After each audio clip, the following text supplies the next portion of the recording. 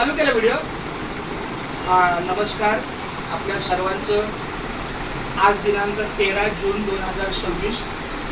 आज जाणीवपूर्वक आणि अधिकारानं आपण एकत्र जमलेलो आहोत. त्याचं कारण म्हणजे 11 तारीख आणि 12 तारीख 2 दिवस आमच्या युवा मॅडमच्या अंधेरीखाली कामकाज आहे, मीटिंग आहे. याचं महत्त्वाचं कारण म्हणजे 15 जूनला आपली शैक्षणिक वर्षाची सुरुवात होते.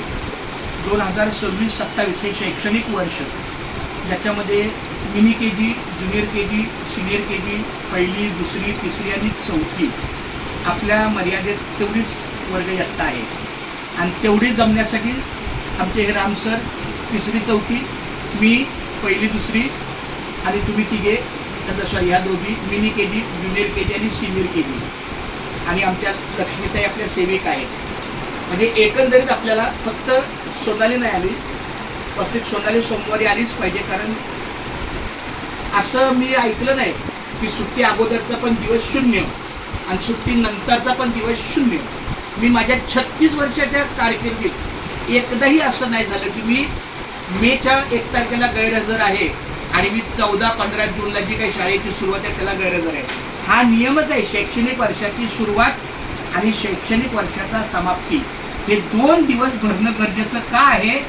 कारण त्याच्यानंतर मोठी रजा असते.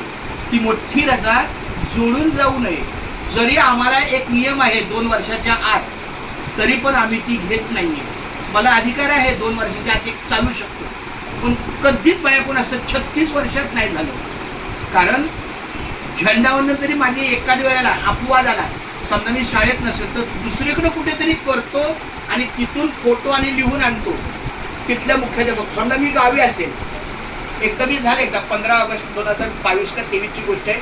मी 15 ऑगस्टला काही कामानिमित्त गावी गेलो आणि तिथंच माझी गाडीची अडचण आली म्हणून एक दिवस राहावं लागलं.